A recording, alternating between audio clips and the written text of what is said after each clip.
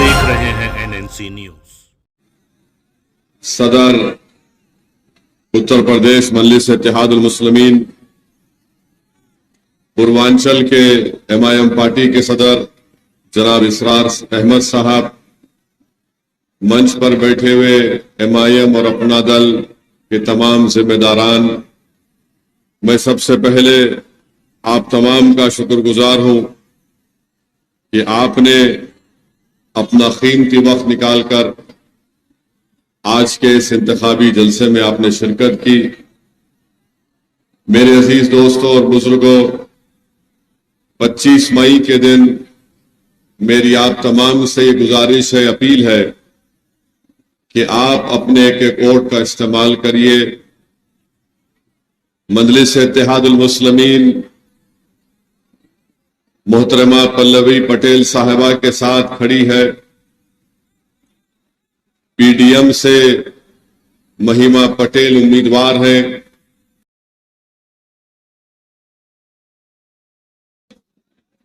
मैं आपको बात याद दिलाना चाहता हूं कि वोट एक अमानत है और मेरी आपसे गुजारिश है कि आप इस अमानत का सही इस्तेमाल करिए। याद रखिए, अगर आप अपने वोट का सही इस्तेमाल नहीं करेंगे तो इससे नुकसान किसको होगा आप जानते हैं। बहुत से लोग ये सवाल करते हैं कि पीडीएम आपने क्यों बनाई या फिर आपने पीडीएम का हिस्सा क्यों बने।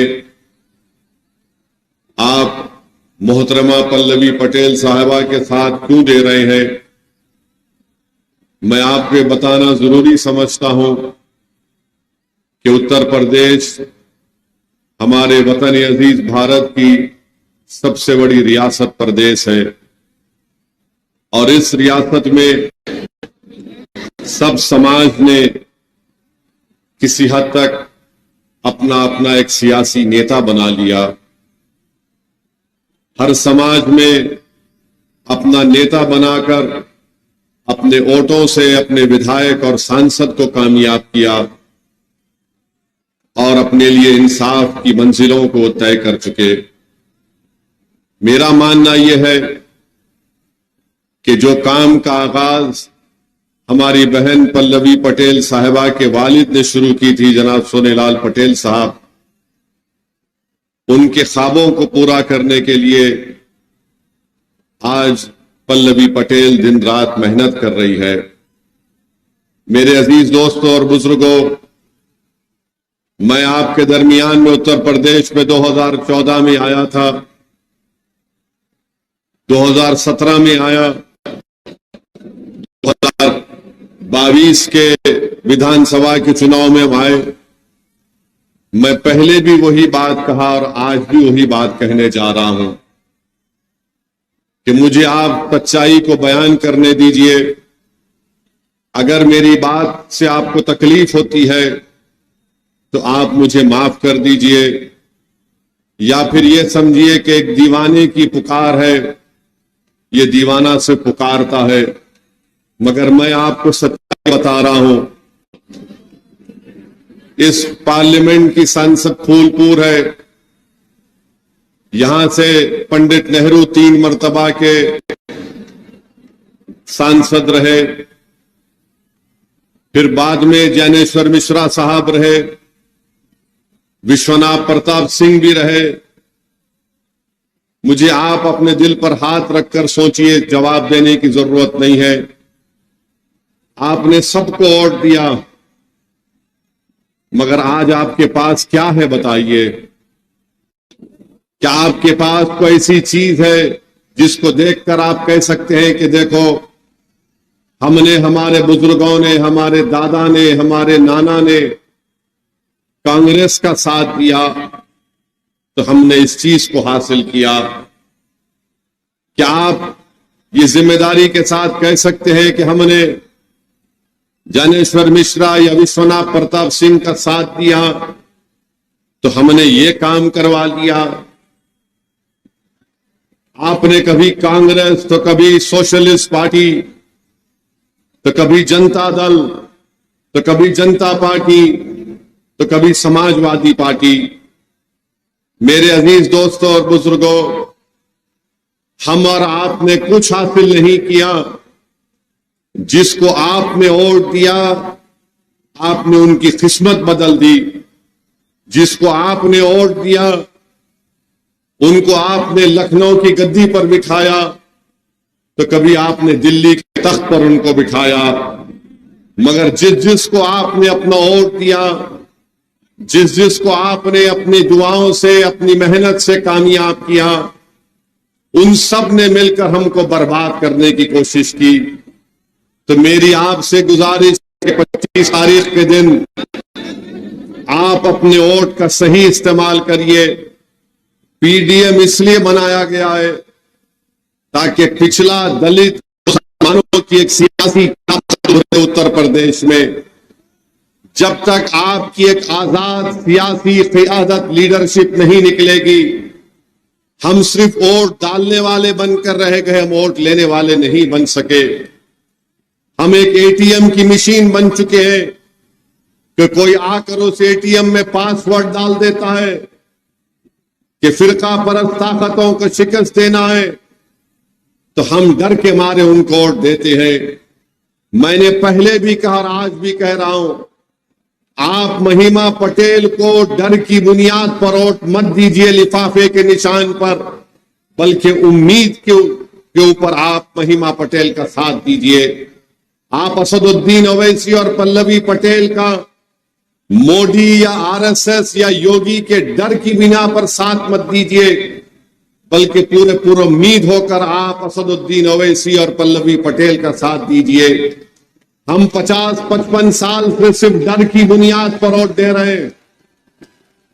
मैं आपसे बता रहा हूं कि आपको डरने की जरूरत नहीं है। उम्मीद की बुनियाद पर आप वोट दीजिए।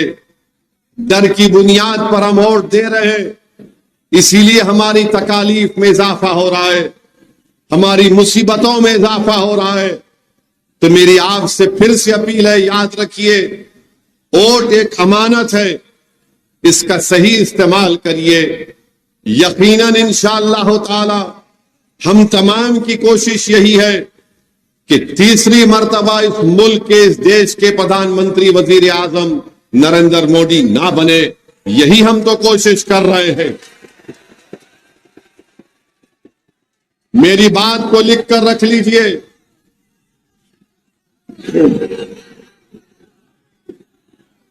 मेरी बात को लिख कर रख लीजिए। मेरे भाषण के बाद बहुत से लोग बोलेंगे कि नहीं, ओवैसी अच्छा भाषण देता है, मगर क्या करेंगे, मजबूरी है, हमको समाजवादी पार्टी को वोट देना है। कितनी बार आप वोट देंगे समाजवादी पार्टी को, बताइए। 2014 के लोकसभा के चुनाव हुए, आपने बीजेपी को वोट नहीं दिया। क्या आपने बीजेपी को वोट दिया 2014 में, बताइए। 2017 के विधानसभा के चुनाव हुए, क्या आपने बीजेपी को वोट दिया। 2019 के लोकसभा के चुनाव हुए, क्या आपने बीजेपी को वोट दिया। 22 के विधानसभा के चुनाव हुए, आपने वोट दिया। मगर क्या अखिलेश बीजेपी को सत्ता में आने से रोक सके? जोर से बोलिए, रोक सके? अब ये बात आप सामने रखकर सोचिए। आज फिर आकर कह रहे हैं कि हम बीजेपी को रोक देंगे। मैं आपको जिम्मेदारी के साथ कह रहा हूं, जब नतीजे आएंगे आप मेरी बात को याद रख लेना। इनमें ताकत नहीं है रोकने की बीजेपी को। ये नहीं रोक पाएंगे बीजेपी को। अगर बीजेपी को, आरएसएस को कोई रोक सकता है तो पिछला दलित और मुसलमान जब एक जगह जमा होंगे, वही रोक सकते हैं। अखिलेश यादव जो सियासत क्या करते हैं, भाई साहब सुन लीजिए, सुन लीजिए। मैं आपकी जज्बात की कदर करता हूं, सुन लीजिए। मैं बहुत दूर से आया हूं। अखिलेश यादव जो सियासत करते हैं, क्या करते हैं? बोलते हैं कि एमवाई की सियासत करता हूं। फिर कहते हैं कि उन्होंने पीडीए बनाया, और ए का मतलब कुछ भी ले लेते हैं। मगर अखिलेश यादव सिर्फ और सिर्फ यादवों की भी नहीं बल्कि अपने परिवार की सियासत करते हैं। आज उनके परिवार से कितने लोग पार्लियामेंट का इलेक्शन लड़ रहे हैं बताइए। और वो बात करते हैं कि मुसलमानों के दरमियान में जाकर कहते हैं कि हम आपके साथ खड़े हैं, कितना टिकट आपने दिया उनको। मेरे अजीज दोस्तों और बुजुर्गों, याद रखिए, आपको बेवकूफ बनाया जा रहा है। सिर्फ आपका वोट हासिल करने के लिए आपके सामने आकर दिल फरेब बातें की जाती हैं ताकि आपके दिल को खुश कर दिया जाए। बताइए, आज उत्तर प्रदेश में बुलडोजर किस पर इस्तेमाल होता है? बुलडोजर किस पर इस्तेमाल होता है बताइए। क्या आपने कभी सुना अखिलेश को बुलडोजर के खिलाफ बोलते हुए? इसी फूलपुर से आपने मरहूम अतीक को कामयाब किया था, कोर्ट ने उनको सजा दी जरूर, उनके हाथ में हथकड़ियां थी, सारी दुनिया के सामने टीवी चैनल के सामने अतीक को गोली मार दी गई। बोलो वोट डालने वाले, मैं समाजवादियों से पूछ रहा हूं कि क्या तुम्हारा नेता अतीक का नाम ले सकता है? नाम नहीं ले सकते। नाम किसने लिया? असदुद्दीन ओवैसी ने कहा कि हां, कोर्ट ने जरूर उनको सजा दी है, मगर उनका कत्ल हुआ है। कैसे कत्ल हुआ बताओ? मेरे भाई याद रखो मेरी इस बात को, कोई गारंटी नहीं ले सकता कि इस दुनिया में मैं और तुम कब तक रहेंगे, मगर मेरी एक एक बात को याद रखना, अगर आप दलित समाज के साथ, पिछड़ा समाज के साथ हम नहीं खड़े होंगे तो या तो हमको स्लो पॉइजन देकर खत्म कर दिया जाएगा या फिर ऐसे ही हमको तकालीफ में अपनी जिंदगी को गुजारना पड़ेगा, जिसमें कोई इज्जत नहीं होगी, जिल्लत होगी रोज। और उसकी वजह किसी हद तक हमारी भी है कि जिस पर हमने भरोसा किया, नेहरू से लेकर अब तक, इन्होंने हमारे लिए क्या किया बताओ?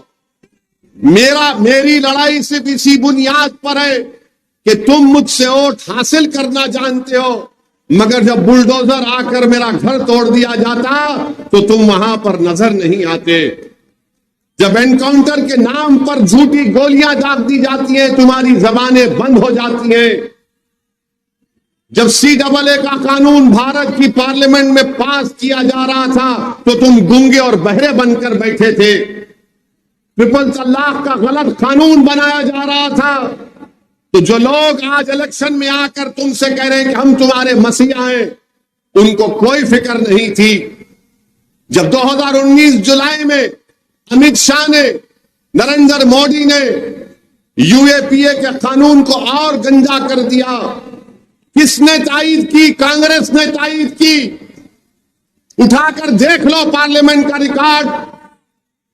आज अखिलेश यादव और राहुल गांधी आकर कह रहे हैं ना, तो पूछो अखिलेश यादव से, राहुल गांधी से, तुम जानते हो जम्मू की एक बच्ची थी आसिफा, जानते हैं जम्मू में एक मासूम बच्ची आसिफा की अस्मत रेजी की गई थी, याद आया आपको? एक मासूम बच्ची की इज्जत लूटी गई थी। और जब वहां की पुलिस ने उन जालिमों को गिरफ्तार किया तो उन जालिमों की गिरफ्तारी के खिलाफ जिसने धरना दिया वो आज कांग्रेस का उम्मीदवार है, वो आज कांग्रेस का उम्मीदवार है। लाल सिंह उसका नाम है। और मुझको गाली दी जाती है क्या वो ऐसी भड़काऊ भाषण देता है, ओवैसी वोट काटने आता है। बताओ राहुल गांधी, बताओ अखिलेश यादव, आसिफा अगर तुम्हारी बेटी होती तो क्या तुम उसको टिकट देते? क्योंकि वो तुम्हारी बेटी नहीं थी, तुम्हारी रिश्तेदार नहीं थी, आसिफा ओवैसी की बेटी थी। इसीलिए तुमने बोला कि नहीं, ये क्या करेंगे फूलपुर के लोग, ये हमको ही वोट देंगे, इनके पास कोई विकल्प नहीं है। जम्मू में लाल सिंह लड़ रहा है इलेक्शन, कांग्रेस ने उसको अपना उम्मीदवार बना दिया। अरे जो सेकुलरिज्म का परचम लेकर मुझको गालियां देते हैं, तुम चुल्लू पर पानी में डूब मरो। बताओ तुम्हारे पास क्या जवाब है इसका। हम जहां कहीं भी जाते हैं बोलते वोट काटने आए हैं। अरे मैं काटने वाला नहीं हूं, मैं दिलों को जोड़ने का काम करता हूं और करता रहूंगा इंशाअल्लाह ताला। मेरे अजीज दोस्तों और बुजुर्गों, आप जानते हैं कि यहां पर सरकारी कटाई मिल बंद है, 15 साल से बंद है।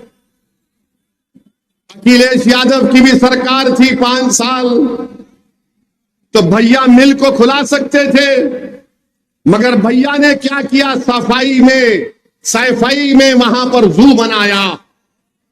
वहां पर हर साल बंबई से फिल्म स्टारों को बुलाकर नचाते थे, मगर यहां की मिल को अगर खुला देते तो हमारे बुनकर भाइयों का फायदा हो जाता, मगर नहीं किया।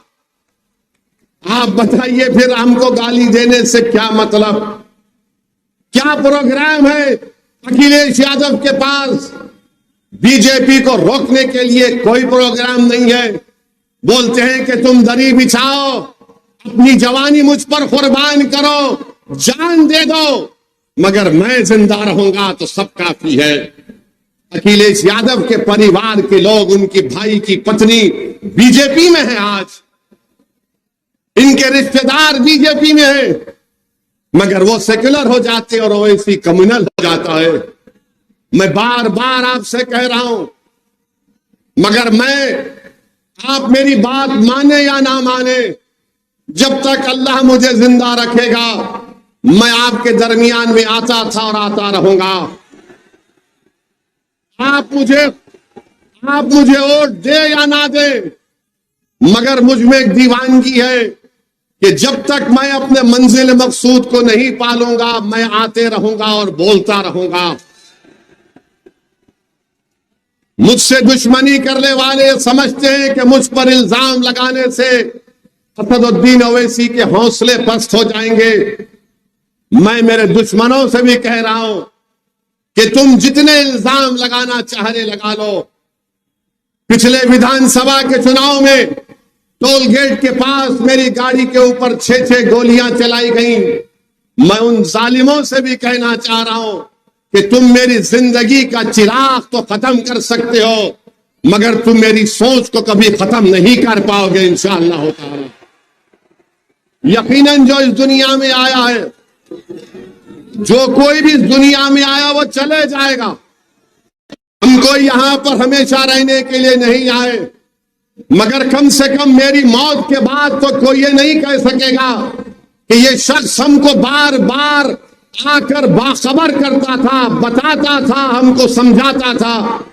मगर ये बात आपको समझने की जरूरत है।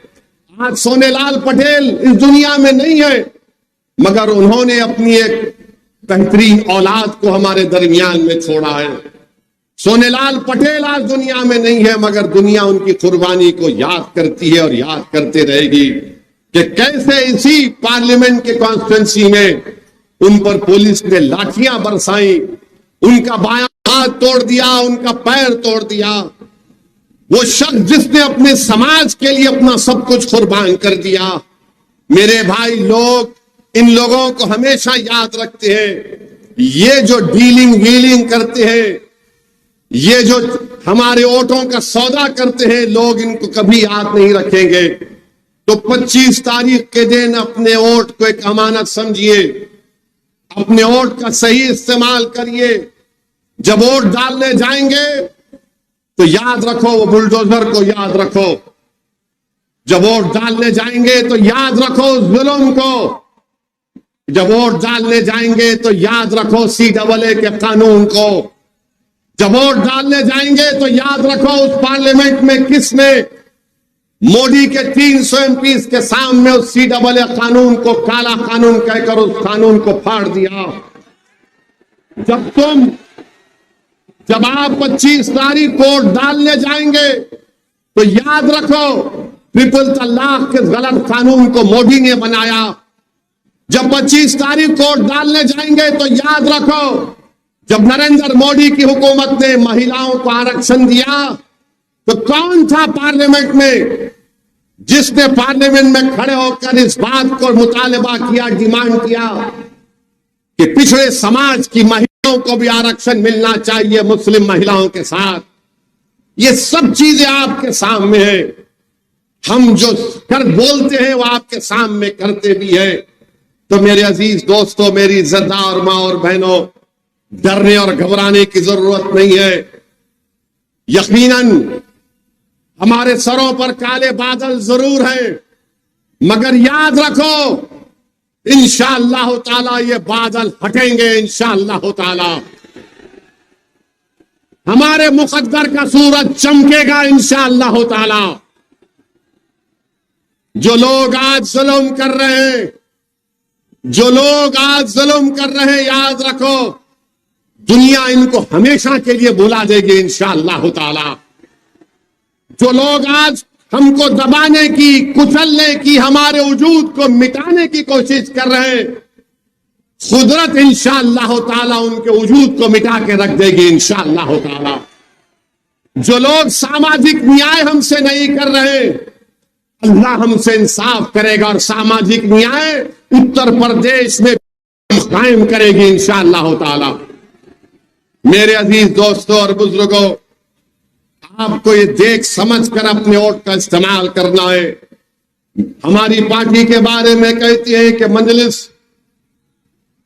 हिंदू समाज के खिलाफ है। मेरे अजीज दोस्तों और बुजुर्गों, जब हैदराबाद के पार्लियामेंट के इलेक्शन का नतीजा आएगा, आप खुद देख लेना कि कितने लोग, जिनको लोग ये समझते हैं कि वैसी तो हमारे हिंदू भाई बहन या बैकवर्ड क्लास या पिछड़ा या दलित लोग वोट नहीं देते, इनकी आंखें खुल जाएंगी जब नतीजा आएगा हैदराबाद का इंशाअल्लाह ताला। बिहार में हमने राणा रणजीत सिंह को शिवहर से अपना उम्मीदवार बनाया। ये वहां के 5 मर्तबा के विधायक, पूर्व मंत्री के बेटे सीताराम सिंह के बेटे हैं। तालीम याफ्ता राणा रणजीत सिंह को हमने अपना उम्मीदवार बनाया वहां पर बिहार से। अपर कास्ट के लोगों को हमने टिकट दिया, दलित समाज के लोगों को दिया, मल्ला समाज के लोगों को टिकट दिया, और वही यहां पर हमारी बहन पल्लवी पटेल कर रही है। तो मेरी आपसे फिर से अपील है, वोट को देखकर इस्तेमाल करो। डर की बुनियाद पर वोट मत दो किसी को, खौफ की बुनियाद पर वोट मत दो, बल्कि पूरी हिम्मत के साथ अपने वोट का इस्तेमाल करो। अरे दुनिया में आए हैं तो एक ही मर्तबा जीने आए हैं। हम एक ही मर्तबा मरेंगे, 2 मर्तबा नहीं मरेंगे, याद रखो। इस मुल्क को हमने आजाद करवाया अंग्रेजों की गुलामी से। इस मुल्क की आजादी की लड़ाई में कोई आरएसएस के संघ परिवार के लोग नहीं थे। मेरे अजीज दोस्तों और बुजुर्गों, इस मुल्क को अंग्रेजों की 200 साल की गुलामी से हमने, अपनी बुजुर्गों ने हमारी जानों को कुर्बान किया। तो 25 तारीख के दिन एक इनकलाब आपको बर्पा करना पड़ेगा, ताकि लोग जान जाएं कि हम डर की बुनियाद पर वोट नहीं देंगे। समाजवादी कांग्रेस के पास कोई प्रोग्राम नहीं है। क्या करना चाहते हैं? इल्जाम लगाना तो आसान है असदुद्दीन ओवैसी और पल्लवी पटेल के ऊपर, ये वोट काटते आए हैं। अरे बताओ अखिलेश यादव, आपने कितने चुनाव हारे, कितने चुनाव आपने हार दिए, और उत्तर प्रदेश में मुस्लिम अल्पसंख्यक समाज के नेताओं को बनाने की जिम्मेदारी आपकी है। कौन है समाजवादी पार्टी में मुस्लिम अल्पसंख्यक समाज का नेता? बताओ, कोई नाम तुम्हारे जबान पर आता है? हाँ, ये थोड़े बहुत होंगे, कुछ भी होंगे, मगर कहां नेता तुम्हारा? कोई नहीं है। कहां है सब? या तो जेल में है या फिर कब्रिस्तान में सो रहे हैं। बताओ कहां है? बताओ आप। मेरे भाई, खाली मत मारो। मैं आपको भी कह रहा हूं, यह हमारी भी जिम्मेदारी है। तुम क्यों नहीं नेता बनते? क्या कमी है? क्या आप काबिल नहीं है? क्या बहादुर नहीं है? यकीनन सब चीजों से अल्लाह ने आपको नवाजा है। आपको सिर्फ आगे बढ़कर नेता बनना है। इसीलिए इनको नफरत है ओवैसी से और पल्लवी पटेल से कि ये कौन लोग हैं कि जो बरसों से जिन्होंने अपना एक शाही तख्त बना कर रखा उसको हम हिला रहे हैं। इनको ये बात पसंद नहीं आती कि आज पल्लवी पटेल पिछड़ा दलित और मुसलमान की बात कर रही है। मेरे अजीज दोस्तों और बुजुर्गों, मेरी आपसे यह भी अपील है कि बीजेपी 10 साल से नरेंद्र मोदी इस देश के वजीर आजम और प्रधानमंत्री हैं। 2014 में मोदी ने कहा था अच्छे दिन आएंगे। मोदी ने कहा था 15 लाख हर एक के अकाउंट में आएंगे। मोदी ने कहा था कि 2 करोड़ नौकरियां दूंगा। फिर 2019 आया तो मोदी ने कहा कि हमने सर्जिकल स्ट्राइक किया। मोदी ने बड़े बड़े वादे किए। बताइए, आज मैं उन लोगों से पूछना चाह रहा हूं, क्या तुम अगर भारत से सच्ची मोहब्बत करते हो तो क्या तुम सिर्फ मस्जिद और मंदिर के झगड़े में उलझ कर रहोगे या फिर अपनी नौकरी की लड़ाई लड़ोगे? तुम क्या सिर्फ मस्जिद की लड़ाई में उलझते रहोगे और तुम्हारे घर में चिराग नहीं जलेगा? तुम्हारी दुकानें बंद, तुम्हारी कंपनियां बंद, तुम्हारी फैक्ट्री बंद। बात करते हैं कि ताला लग जाएगा। क्या नरेंद्र मोदी ने 500,000 की नोट गायब करके कई फैक्ट्रियों को बंद नहीं किया?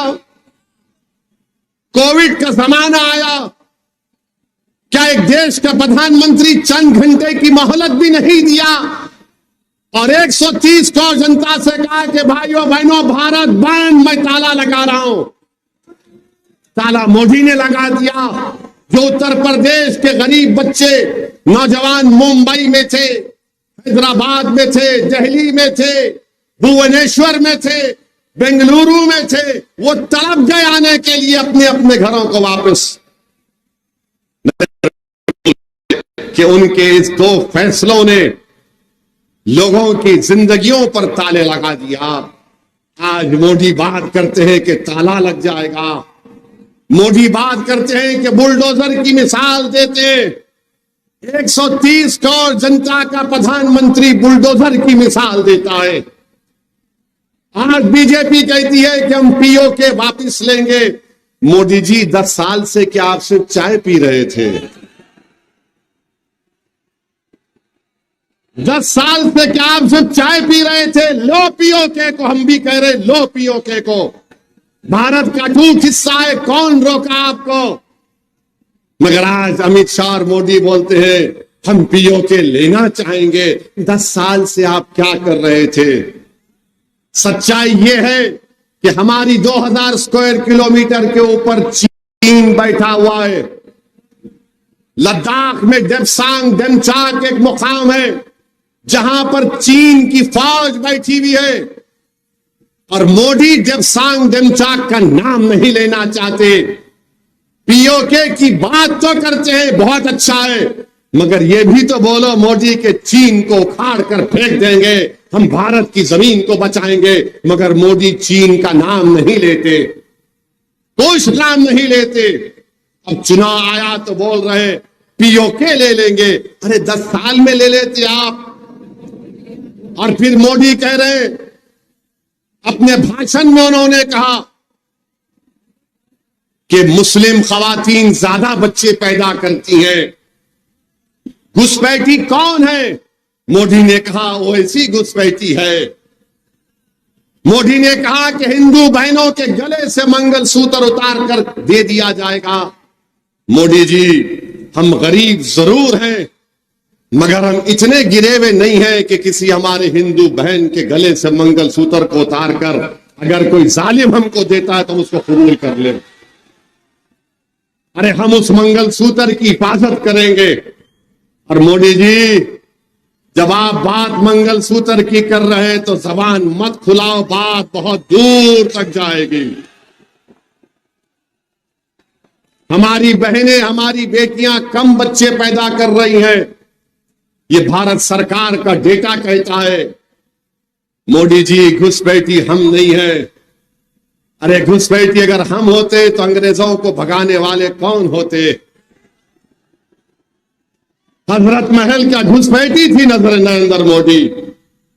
मेरे अजीज दोस्तों और बुजुर्गों, आज मस्जिद और मंदिर के नाम पर लोगों को जज्बात में लाकर नरेंद्र मोदी अपनी नाकामियों को छुपाना चाहते हैं और क्या कहते हैं कि मेरा कोई वारिस नहीं है, 130 करोड़ जनता मेरी वारिस है।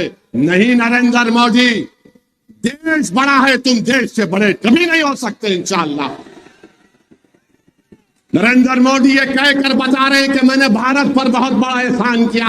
अरे कोई किसी पर एहसान नहीं कर रहा है। ना नेहरू ने एहसान किया, ना राजीव गांधी ने एहसान किया, ना नरेंद्र मोदी, ना इंदिरा गांधी ने एहसान किया, बल्कि देश ने इन पर एहसान करके इनको प्रधानमंत्री बनाया। मोदी कहते हैं कि मेरे वारिस ये लोग नहीं। मोदी जी, कोई वारिस नहीं, आप काम करने आए हैं। ये राजाओं की बात होती कि मेरे मरने के बाद मेरा वारिस ये होता है। ये देश है, जमहूरियत है, लोकतंत्र है। ओवैसी चले जाएगा, मोदी चला जाएगा, मगर भारत रहेगा इंशाअल्लाह ताला। ये सोच इस देश के प्रधानमंत्री की है कि मेरे वारिस ये लोग हैं। कहां के वारिस? अगर वारिस होते तो आप कोविड में ऑक्सीजन लेकर आते। अगर आप इनको अपना वारिस समझते तो आप इनकी जानों को बचाते। मेरे अजीज दोस्तों और बुजुर्गों, आज भारत के प्रधानमंत्री के बहुत सी बातें अगर बोलना शुरू करूं तो बहुत देर हो जाएगी, मगर सिर्फ आपसे इतना अपील कर रहा हूं कि ये पार्लियामेंट का चुनाव है, आपको जरा ऊपर उठकर वोट देना है। आपने सबको आजमा लिया, आज हम आपसे अपील करने आए हैं कि पीडीएम को आप अपने दुआओं से, अपने आशीर्वाद से नवाजिए और इंशाअल्लाह ताला हम आपकी उम्मीदों पर उतरने की पूरी कोशिश करेंगे। आप हमारा साथ दीजिए। भारत में अगर बीजेपी के बढ़ते हुए कदमों को कोई रोक सकती है तो पीडीएम रोक सकती है। और फिर उत्तर प्रदेश के मुख्यमंत्री हैं, वो कह रहे हैं कि फुला बादशाह की आत्मा आ गई। मुख्यमंत्री आपके आत्माओं के एक्सपर्ट हैं। फिर अगर आप एक्सपर्ट हैं तो बताओ, उत्तर प्रदेश के युवा जो गवर्नमेंट की नौकरी का इम्तिहान लिख रहे थे, वो पेपर क्या गोडसे की आत्मा ने लीक किया था?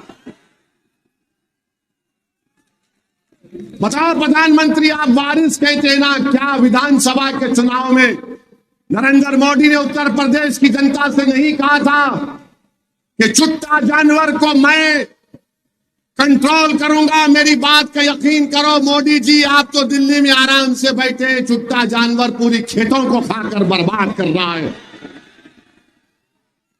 कहां गया इनकी गारंटी? कोई गारंटी नहीं है। ये बीजेपी कह रही है 400 पार। आसाम का मुख्यमंत्री बीजेपी का कहता है कि 400 पार दो, हम और इबादत गाहें छीन लेंगे। बताओ मोदी जी, ये आपका एजेंडा है? 400 पार की बात बीजेपी करती है, मगर क्या पेट्रोल 100 पार नहीं हुआ? पेट्रोल 100 पार हो चुका है। भारत के प्रधानमंत्री को उसकी फिक्र नहीं है। भारत के प्रधानमंत्री को उसकी कोई फिक्र नहीं है। और ये बात याद रख लीजिए आप, बीजेपी अगर सत्ता में आएगी तो संविधान को खतरा है। और क्या है, कैसे बताता हूं मैं। हमारे वाइस प्रेसिडेंट साहब, क्या उन्होंने अपने कई भाषणों में नहीं कहा कि संविधान का बेसिक स्ट्रक्चर नहीं है? जब बेसिक स्ट्रक्चर नहीं रहेगा तो चैप्टर 3 कहां रहेगा? फंडामेंटल राइट्स कहां पर रहेंगे? आर्टिकल 15 और 16 कहां पर रहेगा? भारत आइन की दफा 29 और 30 कहां पर रहेगी? 14 कहां पर रहेगा? आज बीजेपी पर प्रधानमंत्री बोलते नहीं नहीं, यकीनन 400 पार का मतलब यह होगा। मोदी जी क्या कहते हैं कि किसी और का आरक्षण लेकर मुसलमानों को दिया जाएगा। मोदी जी, आपने जो दलित समाज को, पिछड़ा समाज को धोखा दिया, किसी ने नहीं दिया होगा। जिस देश की आबादी 80% है, 80% आबादी को मोदी जी ने कह दिया कि तुम्हारे लिए 28% रिजर्वेशन है। जिस देश की आबादी में उन लोगों का हिस्सा 20% है, मोदी ने कहा कि मैं तुमको 10% आरक्षण दूंगा। मोदी जी, उस 10% में दलित नहीं जा सकता, आदिवासी नहीं जा सकता, तो बताओ आपने किसके लिए किया ये? मेरे अजीज दोस्तों और बुजुर्गों, ये बात आपको समझना है। हम देश के प्रधानमंत्री से, नरेंद्र मोदी से ये सवाल करना चाहते हैं कि आप हमको बता दीजिए कि क्या आप आरक्षण रखेंगे या हटाएंगे? देश जानना चाहता है मोदी जी, क्या आप फंडामेंटल राइट को रखेंगे या निकाल देंगे? क्या आप आर्टिकल 29 और 30 को रखेंगे या हटाएंगे? क्या आप पार्लिमानी सिस्टम को खत्म करके प्रेसिडेंशियल फॉर्म ऑफ सिस्टम को लेकर आएंगे? बताइए। क्या आप प्रदेशों के उनके अख्तियारात, उनके पावर्स को लेकर क्या अपने आप को नहीं देंगे? आप बताइए। ये हमारे सवालात हैं बीजेपी से, नरेंद्र मोदी से, और उनको जवाब देना पड़ेगा। खुलकर कह रहे हैं सब लोग। राजस्थान के बीजेपी की डिप्टी चीफ मिनिस्टर महिला कह रही है मोहतरमा कि 400 दिए तो हम आरक्षण को हटा देंगे, संविधान को बदल देंगे। ये मैं नहीं कह रहा हूं, राजस्थान की डिप्टी सीएम कह रही है, कई इनके लीडर कह रहे हैं। तो याद रखिए, ये भारत की तारीख का सबसे बड़ा इलेक्शन है। वोट एक अमानत है, इसका सही इस्तेमाल करिए। 10 साल से नरेंद्र मोदी ने सिर्फ वादे किए, लंबी लंबी छोड़ी, मगर कुछ काम नहीं किया। और एक मर्तबा नरेंद्र मोदी सऊदी अरब भी गए थे। सऊदी अरब गए तो वहां पर उनको तोप नजर आई, तोप। तो मोदी जी ने तोप को बड़े गौर से देखा, उसके तरफ फिरा। वहां पर एक सऊदी का शेख था। नरेंद्र मोदी ने उससे पूछा, ये हबीबी, ये कितना दूर फेंकती? तो शेख ने कहा, वल्लाही तुमसे कम फेंकती।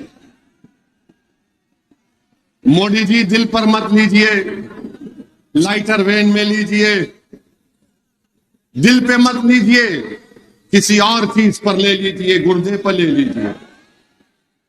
तुम मिले 15 लाख, मैं सेवक हूं, मैं फकीर हूं, मेरा क्या है, मैं झोला लेके चले जाऊंगा। मोदी जी, ये कब तक डायलॉगबाजी चलते रहेगी? भारत की राजनीति में आपने अल्पसंख्यक समाज को क्या दिया, हमको बताओ।